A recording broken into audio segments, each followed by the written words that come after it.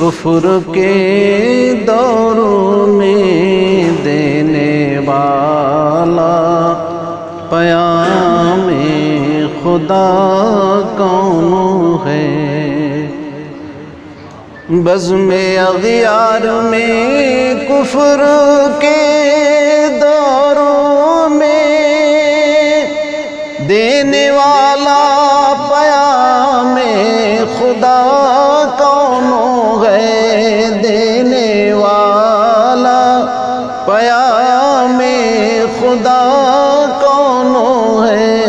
آپ ہی تو ہیں وہ آمینہ کے جگر، آپ ہی تو ہیں وہ آمینہ کے جگر، دوسرا مظہر کبریاء کون ہے؟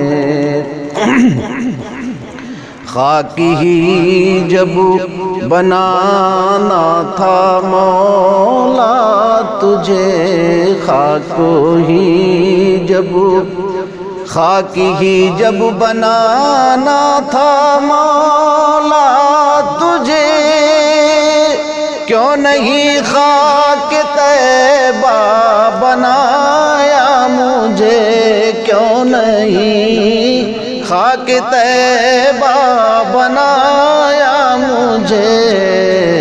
تاجدار حرم مجھ پہ رکھتے قدم، تاجدار حرم مجھ پہ رکھتے قدم، اور اس سے بڑا مرتبہ کون ہے؟ بزم اغیار میں کفر کے دور میں دینے والا پیام خدا کون ہے؟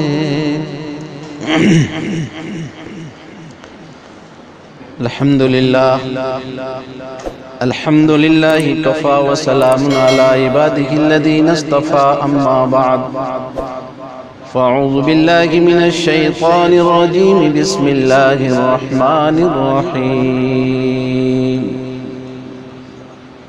یا ایہا الذین آمنوا اتقوا اللہ حق تقاتہ ولا تموتن الا وانتم مسلمون۔ وقال النبی صلی اللہ تعالی علیہ وسلم، ان اعظم النکاح برکتا ایسرہ مؤونہ، او کما قال علیہ الصلاة والسلام۔ وقال النبی صلی اللہ تعالی علیہ وسلم، لا یؤمن احدکم حتی یکون ہواہ تبعا لما جئت بہ، او کما قال علیہ الصلاة والسلام۔ صدق اللہ مولانا العظیم وصدق رسولہ النبی الکریم، ونحن على ذلك لمن الشاہدین والشاکرین والحمد للہ رب العالمین۔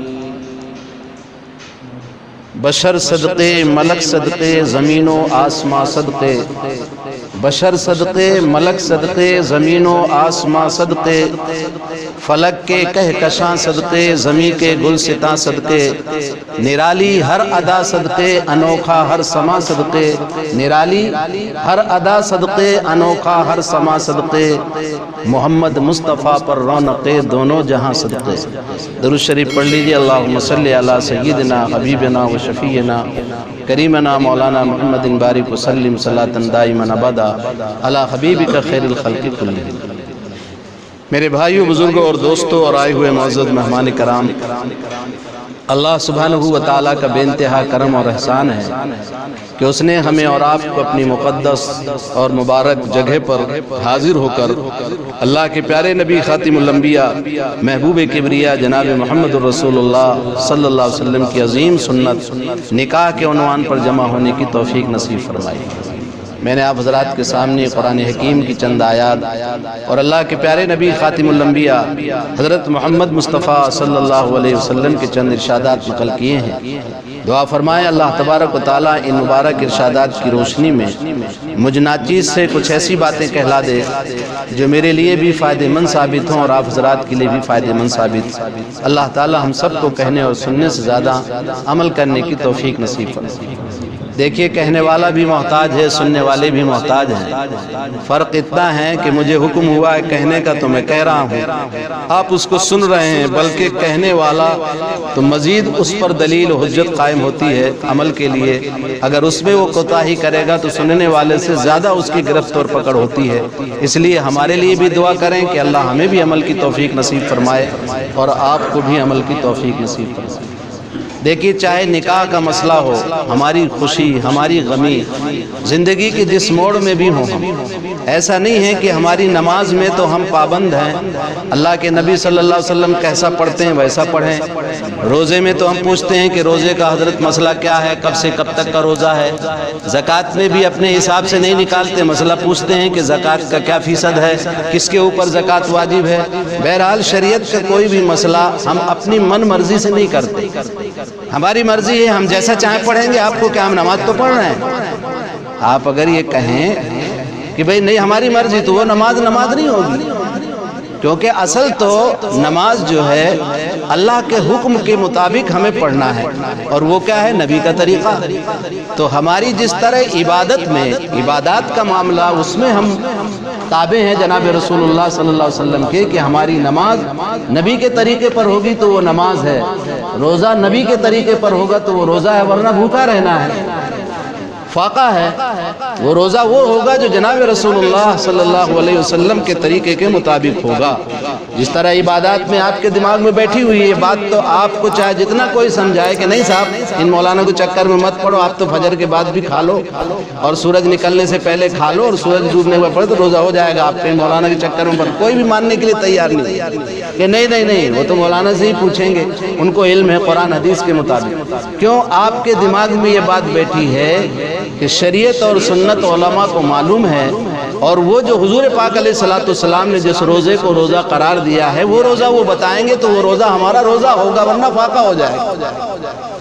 ہماری غلط فہمی یہ ہے کہ ہم وہاں تو پابند سمجھتے ہیں اپنے آپ کو، لیکن نکاح میں، شادی بیاہ میں، موت میت میں، جنازوں میں، ان تمام چیزوں میں ہم یہ سمجھتے ہیں کہ جیسا ہوتا چلا آ رہا ہے ویسا اگر کر لیں گے تو کوئی حرج نہیں۔ ایسا نہیں، ہماری خوشی، ہماری غمی سب تابع ہے جناب رسول اللہ صلی اللہ علیہ وسلم۔ مسلمان جان بوجھ کر کے یہ جو بھی گناہ ہوتے ہیں غفلت میں ہوتے ہیں۔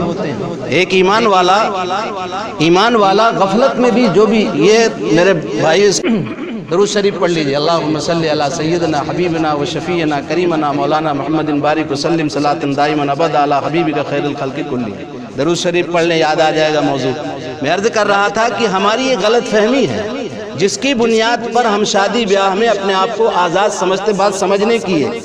اس کو صرف بیان تقریر مت سمجھے، ایک مذاکرہ ہے ہمارا، آپ بھی ایمان والے، ہم بھی ایمان والے، اور ہماری اور آپ کی پورے عالم کے انسانوں کی کامیابی اللہ نے اپنے پیارے حبیب سرکار مدینہ جناب محمد رسول اللہ صلی اللہ علیہ وسلم کے طریقے میں رکھی ہے۔ ہماری زندگی چند روزہ ہے، یہ زندگی ابتلا آزمائش ہے، ہمیشہ ہمیش کی ہماری زندگی کہاں ہے؟ آخرت کی۔ یہ ہمارا سبق ہے روزانہ دہرانے کا، یہ نہیں سمجھیے کہ وہی کی وہی بات دہرائی جاتی ہے، سبق ہی وہی ہمارا دہرانے کا۔ نماز میں وہی سورہ فاتحہ روز دہرائی جا رہی ہے، تو ہمارا یہ سبق یاد دہانی ہے، کوئی فن کا وقت نہیں ہے۔ ہم سے زیادہ قابل ہمارے مولانا بیٹھے ہوئے ہیں کہ قابلیت دکھانے کا موقع نہیں ہے، یہاں کی قابلیت بتانا، مقصد ایک یاد دہانی۔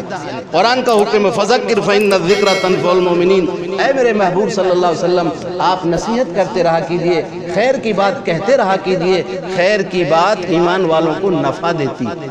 اس لیے یہ ٹائم پاس نہیں ہے بلکہ ایک موقع ہے کہ اس موقع پر ہم جمع ہوتے ہیں، اور اللہ کے نبی صلی اللہ علیہ وسلم نے جو خطبہ دیا ہے ان خطبات کی آیات کی روشنی میں آپ سے کچھ بات چیت ہو جائے تو جس سے عمل کا ایک جذبہ پیدا ہو جائے۔ اسی جذبے کے ساتھ آپ سنیں گے بھی اور میں بھی کہوں گا، تو ہو سکتا ہے مجھے بھی کہنے کی برکت سے بہت سی چیزوں میں عامل نہ ہوں گا تو مجھے اللہ عمل کی توفیق نصیب فرمائے۔ تو میں عرض یہ کر رہا تھا کہ غلط فہمی کہاں سے پیدا ہوتی، ہم عبادات میں آزاد نہیں ہوتے، نماز جیسا آپ کو ہم بتاتے ہیں ویسا آپ کرتے ہیں، روزے میں آپ کرتے ہیں، حج کے مسائل جو حاجی فارم بھرتا ہے تو حج کے مسائل سیکھنے جاتا ہے کہ بھئی حج کیسے کرنا، کیسے نیت کرنا، کہاں جانا، کیا کرنا، روزے میں بھی آپ پوچھتے ہیں، زکوٰۃ میں بھی آپ پوچھتے ہیں، سارے مسائل میں، عبادات کے ہر باب میں آپ علماء سے پوچھتے ہیں۔ لیکن نکاح کے سلسلے میں بہت کم لوگ پوچھتے ہیں۔ نکاح کی منگنی سے لے کر کے حضرت میری بچی بالغ ہو رہی ہے یا بچہ بالغ ہو رہا ہے، مجھے رشتے کی تلاش ہے، مجھے رشتہ کس انداز سے کرنا چاہیے، رشتے کے کیا اصول ضابطے ہیں، ایسا نہیں، ضابطے ہیں، منگنی تک کے اصول ہیں، منگنی بنیاد کیا ہے اس کی، رشتہ کیسے کرنا چاہیے، ساری چیزیں جناب رسول اللہ صلی اللہ علیہ وسلم کے ہاں موجود ہیں۔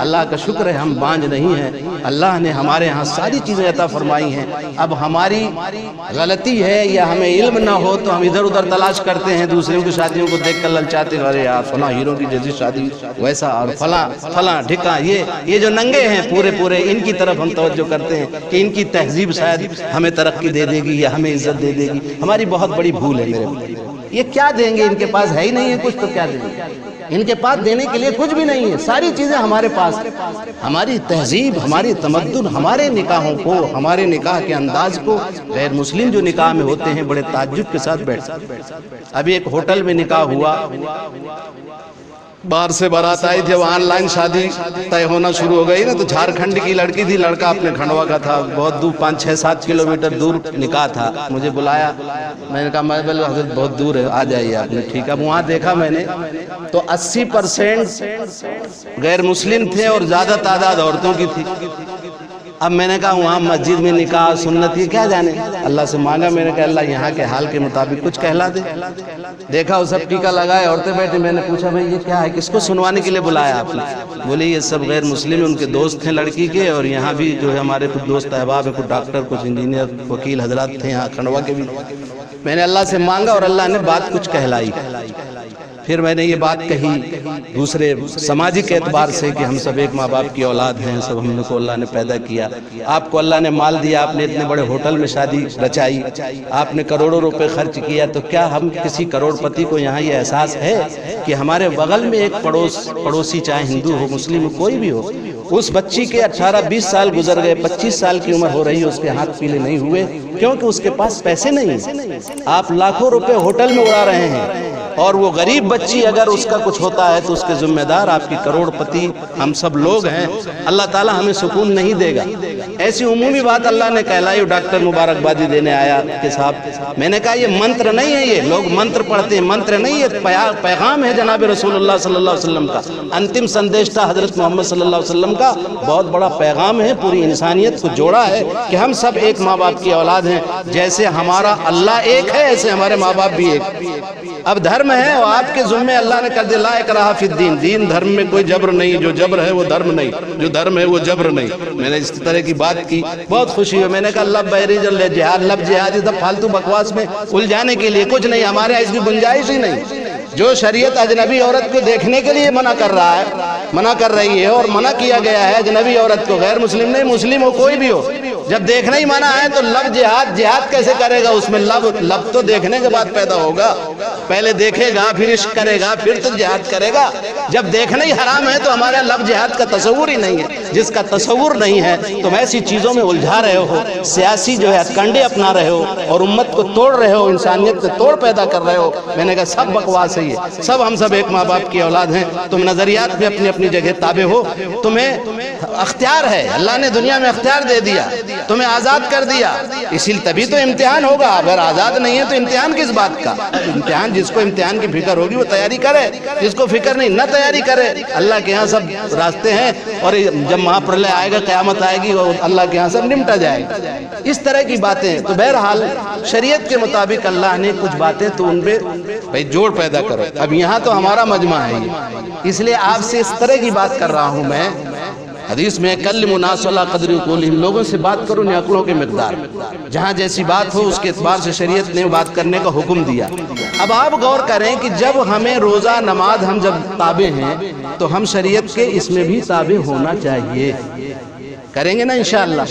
یہ شریعت کے حکم کے مطابق ماشاءاللہ یہاں مسجد میں آپ آئے ہیں، مسجد حکم ہے، اعلنوا النکاح وجعلوہ فی المساجد، نکاح کا اعلان کیا کرو مسجدوں میں کیا کرو۔ اب بہت سی رسومات ایسی ہیں جو گھروں میں ہوتی، نکاح تو یہاں مسجد میں ہو گیا، آپ کہیں جوتا چورا رہے ہیں تو کہیں کچھ کر رہے ہیں کہیں کچھ، یہ سب رسم غیروں کی رسومات، یہ سب ختم کرنا چاہیے، بچوں کو بتانا چاہیے کہ بیٹا یہ شریعت کے خلاف ہے، سب اس میں کیا مطلب، تھوڑا سا